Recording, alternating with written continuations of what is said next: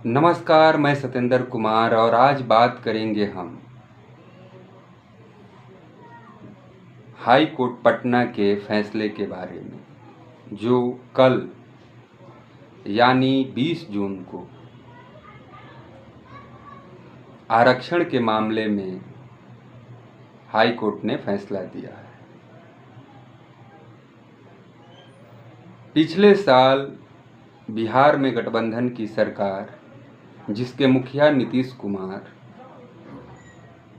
और उप मुख्यमंत्री तेजस्वी प्रसाद यादव थे, मुख्यमंत्री नीतीश कुमार के द्वारा पूरे बिहार में जातीय जनगणना करवाया गया, जिसे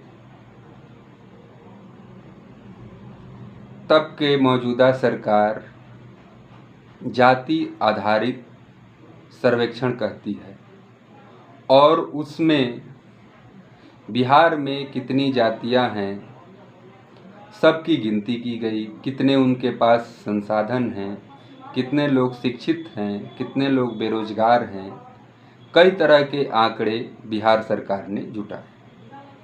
उसके बाद बिहार सरकार ने घोषणा किया कि हम आबादी के अनुसार सबको आरक्षण देंगे।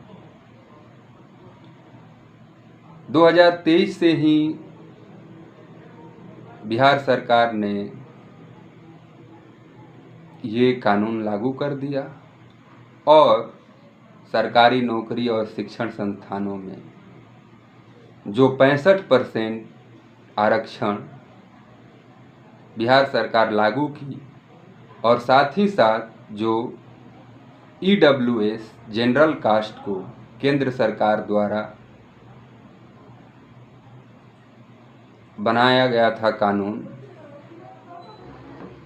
इकोनॉमी वीकर सेक्शन, जो सामान्य वर्ग के लोग गरीब हैं, उनके लिए 10% का जो आरक्षण था उसको भी बिहार सरकार ने लागू कर दिया।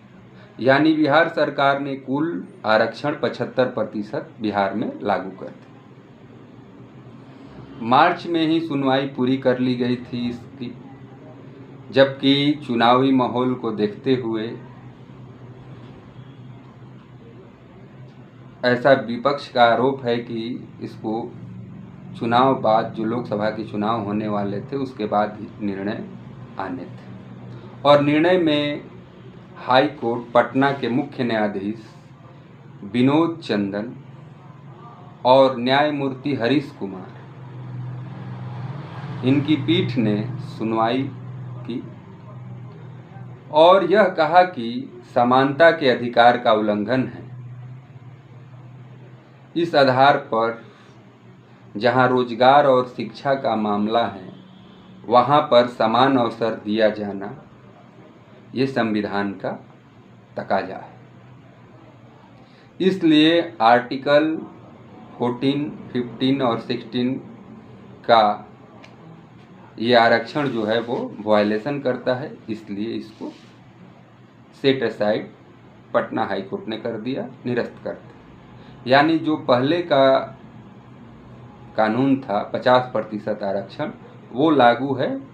अब ये 65 या 65% और 10% जो EWS का है, ये अभी मामला पेंडिंग है। सुप्रीम कोर्ट ने जो निर्णय दिया था इंदिरा साहनी बनाम भारत राज्य संघ के मामले में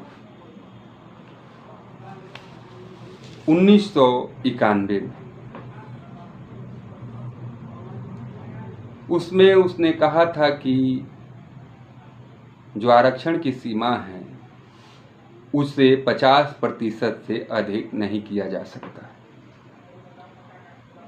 उस समय कोर्ट ने ये तर्क नहीं दिया कि आखिर 50% ही क्यों, 40% क्यों नहीं, 60% क्यों नहीं, लेकिन सुप्रीम कोर्ट का एक निर्णय था कि 50% से अधिक आप आरक्षण नहीं दे सकते।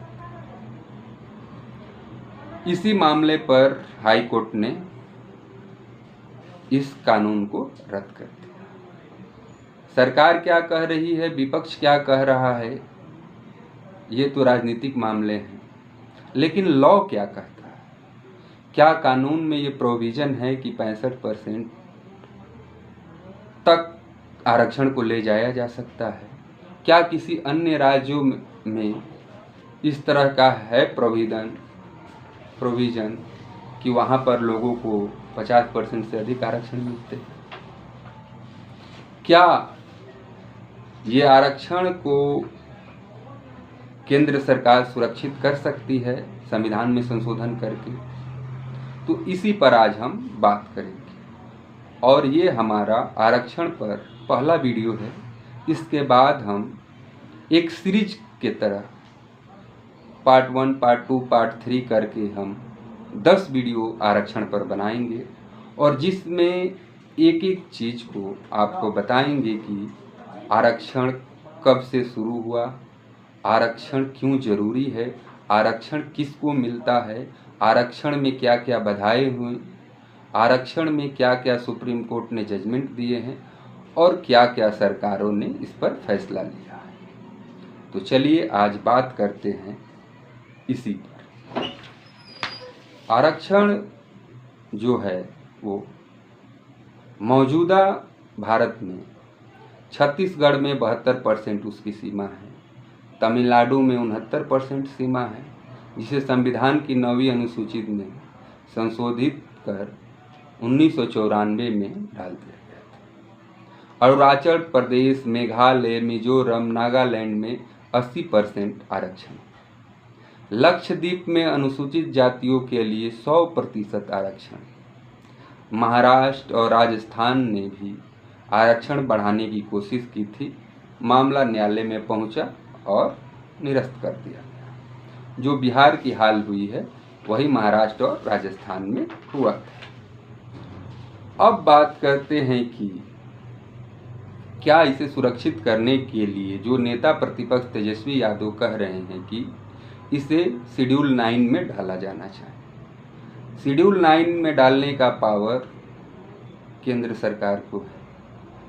केंद्र सरकार और नीतीश कुमार का बिहार में गठबंधन है।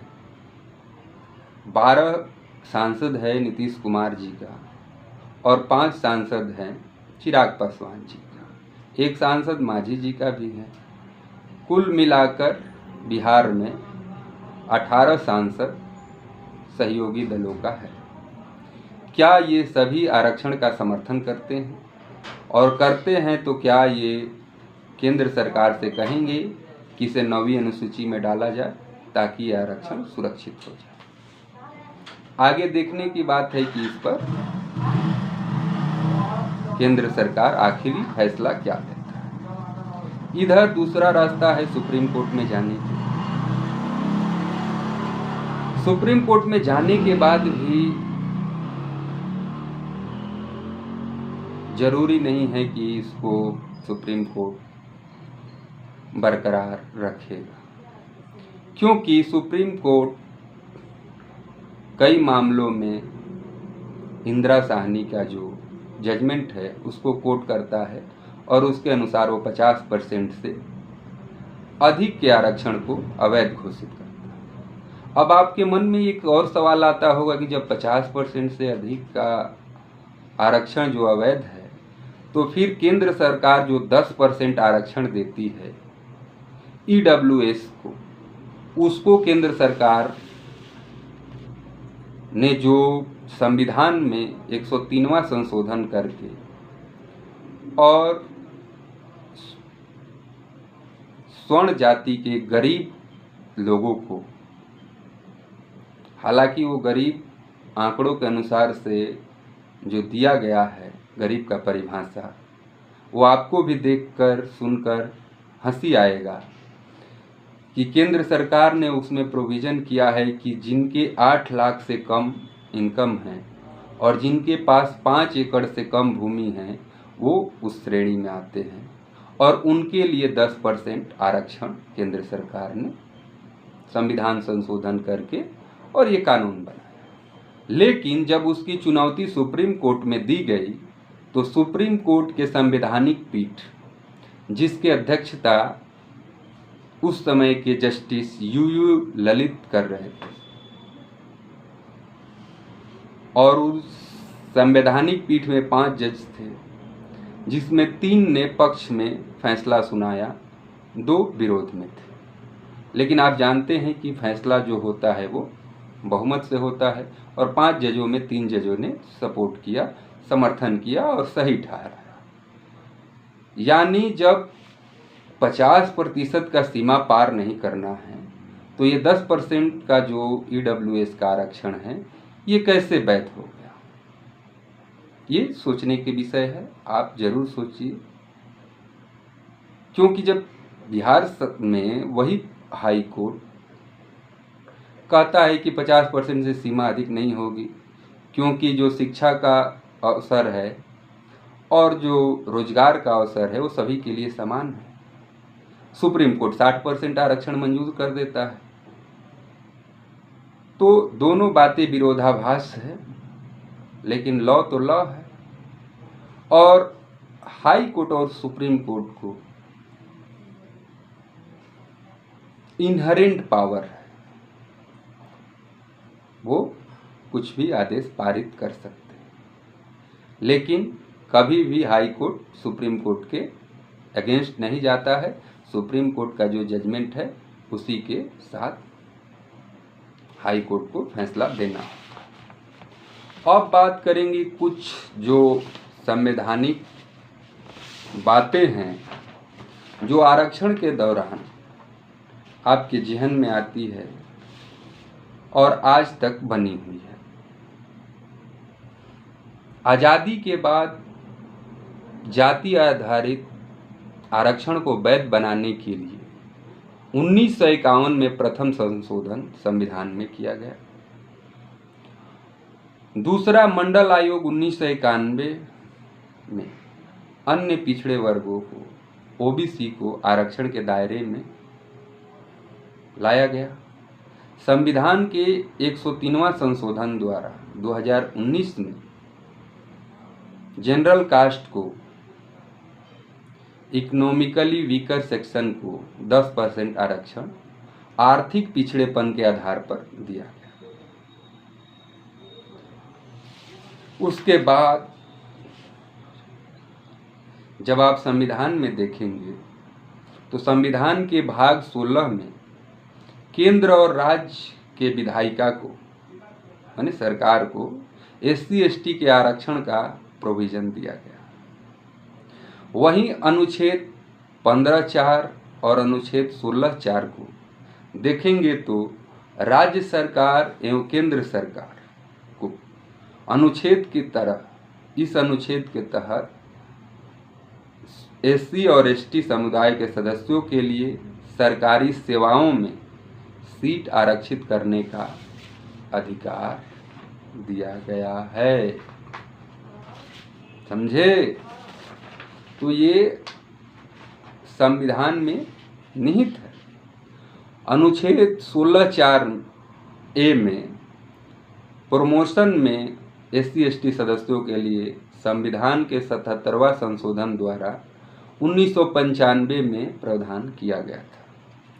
अनुच्छेद 16(4)B राज्य को अगले वर्ष SC/ST समुदाय के लिए आरक्षित रिक्त पदों, जो खाली पद रह गए हैं पिछले साल, उसके लिए भी संविधान में 81वां अमेंडमेंट किया गया 2000 में, और उसमें ये प्रोविज़न जोड़ा गया कि जो बैकलॉग है, जो पिछले वैकेंसी में रिक्त पद हो गए, उसे अगले वैकेंसी में जोड़कर और उसके लिए भी सीट आरक्षित किया जाए। इसके अलावा अनुच्छेद 39A कमजोर वर्गों को न्याय और मुफ्त कानूनी सहायता की बात करता है। अनुच्छेद 330 और 332 क्रमशः संसद और राज्य के विधान मंडलों को अनुसूचित जाति एवं अनुसूचित जनजाति के लिए सीटों को आरक्षण करने का प्रावधान करता है। वहीं अनुच्छेद 343D पंचायतों में SC ST और महिलाओं हेतु आरक्षण का प्रावधान करता है, जबकि अनुच्छेद 333T प्रत्येक नगर निकायों में, नगर निकाय जो होते हैं उसमें SC ST और महिलाओं के लिए सीटों के आरक्षण का प्रावधान करता है। अब कुछ केस लॉ हैं, उस पर भी चर्चा करना जरूरी है कि कौन कौन से केस लॉ हैं जो इन आरक्षण के संघर्ष में सुप्रीम कोर्ट के निर्णय को बहुत बड़ा योगदान रहा, चाहे पक्ष में हो चाहे विपक्ष में। इसमें सबसे पहले मद्रास राज्य बनाम श्रीमती चंपकम दोराईचंद का केस है, जो 1951 का है, जिसके बाद संविधान में पहला संवैधानिक संशोधन किया गया। जाति आधारित आरक्षण को वैध बनाने के लिए खंड 4 शामिल किया गया था अनुच्छेद 15 में, और ये सुप्रीम कोर्ट का निर्णय था। उसके बाद दूसरा केस था इंदिरा साहनी बनाम भारत संघ, जो 1992 में आया। उसमें इस क्षेत्र का महत्वपूर्ण निर्णय माना जाता है, आरक्षण क्षेत्र का सबसे महत्वपूर्ण निर्णय माना जाता है। इसमें कहा गया कि आरक्षण की सीमा है जो वो 50% से अधिक नहीं हो सकता है, और साथ ही साथ यह भी कहा गया कि OBC वर्ग के अंदर क्रीमी लेयर होता है, जिसकी आय ठीक ठाक है, उस समय जो 1 लाख था, अगर उतनी की इनकम है तो वैसे लोगों को आरक्षण कोटे से बाहर रखना चाहिए, उन्हें आरक्षण नहीं मिलना चाहिए। बाकी 3-3 साल पर ये जो इनकम का है वो बढ़ते जाता है। इसी की प्रतिनिधि हुई। इसकी जो प्रक्रिया उस समय करनी थी, लेकिन इसकी प्रतिक्रिया में 77वां संविधान संशोधन हुआ, जिसमें प्रमोशन में आरक्षण का प्रावधान किया गया। तीसरा केस लॉ जो है महत्वपूर्ण, जो है वो एम नागराजन बनाम भारत संघ 2006 का है। इसमें कहा गया कि SC ST को प्रमोशन में आरक्षण देने के लिए राज्य जो है वो बाध्य नहीं, मतलब सरकार बाध्य नहीं कि SC ST को आरक्षण में प्रमोशन दे, नौकरी में, सरकारी नौकरियों में प्रमोशन देने के लिए। लेकिन कोई राज्य ऐसा करना चाहता है तो वो कर सकता है, उसके लिए कुछ नियम है, कुछ कोर्ट ने आधार तय किए। उसमें कहा गया कि वर्ग का पिछड़ापन पर मात्रात्मक डेटा एकत्र करना होगा, सरकारी नौकरियों में उसका प्रतिनिधित्व पर्याप्त नहीं है, इसकी भी आंकड़े यानी इसको साबित करना होगा। साथ ही साथ यह भी बात कही गई कि प्रशासन की कार्य कुशलता को प्रभाव नहीं पड़ता है। इस सभी मापदंडों पर खरा उतरता है तो कोई राज्य ऐसा प्रावधान करना चाहता है तो कर सकता है, तभी वो प्रमोशन में आरक्षण दे सकता है। उसके बाद चौथा केस जो था वो जर्नैल सिंह बनाम लक्ष्मी नारायण गुप्ता 2018 में आया। इसमें प्रमोशन में राज्य को SC ST के पिछड़ेपन पर मात्रात्मक आंकड़े की आवश्यकता नहीं है, इस तरह का कोर्ट का निर्णय आया। लेकिन साथ ही साथ एक बात और कही गई कि जिसे OBC में जिस तरह क्रीमी लेयर होता है, उसी तरह से SC ST में भी क्रीमी लेयर में जो आने वाले लोग हैं, जिनकी इनकम ठीक ठाक है, उनको आरक्षण का लाभ नहीं देना चाहिए।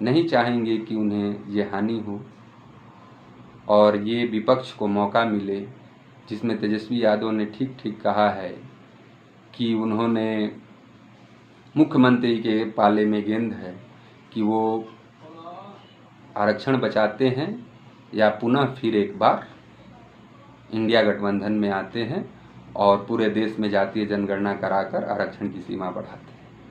तो आज बस इतना ही, लेकिन हम फिर अगले अपने सीरीज में आरक्षण की पूरी जानकारी आपको देने की कोशिश करेंगे कि हमारे कॉन्स्टिट्यूशन में कहाँ कहाँ प्रावधान है और क्या ये जो 65%, कहीं 70%, कहीं 80% है, तो उसका मुख्य वजह क्या है और उसका तर्क क्या दिया जाता है। 10% जो आरक्षण EWS को दिया गया, उसको आप काफ़ी चैनलों पर और जो भी बुद्धिजीवी वर्ग के लोगों का आप वीडियो देखेंगे, वो किसी खास वर्ग के ही होंगे जो 10% वाले में होंगे, क्योंकि उन्हीं का प्रतिनिधित्व, चाहे वो सेंट्रल यूनिवर्सिटी हो, गवर्नमेंट हो, सेक्रेटरी हो, प्रोफेसर हो, IAS का जो बोर्ड है उसमें हो, हर एक जगह उनकी ही महत्वता है और उनकी ही भरमार है। वहाँ पर उन्हें समानता का अधिकार नहीं पता चलता। ये बात और है कि पूरे देश भर में जो 70 से 80% जो धन संपत्ति है, वो हाल ही के जो आंकड़े आए हैं उसमें स्वर्ण जाति के लोगों के पास 80 से 89% धन संपत्ति उनके पास है और बाकी लोगों के पास मात्र 15 से 20% की संपत्ति। तो ये कैसी समानता है, ये तो डिफिनेशन देने वाले भी नहीं बता पाएंगे। लेकिन आप खुद सोचिए और तर्क कीजिए। आपको रील्स देखने की आदत हो गई है, आप चाहते हैं कि 1 सेकेंड, 30 सेकेंड, 1 मिनट में आपको पूरी जानकारी मिल जाए, तो ये संभव नहीं है, क्योंकि जानकारी हासिल करने में और सारी बातें बताने में वीडियो लंबा हो जाता है। तो इसलिए कोशिश करते रहना कि पूरी वीडियो देखें। किसी भी चैनल पर आप जाएं तो उस वीडियो को पूरा देखें, तभी उस वीडियो बनाने वाले का जो मेहनत है वो सफल होगा, क्योंकि वो आपको सारी बातें बताना चाहता है। तो आज हम संक्षिप्त में बताएं, इस पर विस्तार से आने वाले वीडियो में हम सारी बातें बताएंगे, आरक्षण के शुरुआत से लेके मौजूदा स्थिति तक और न्यायालयों के निर्णय के बारे में भी हम चर्चा करें। आज इतना ही। नमस्कार, जय हिंद।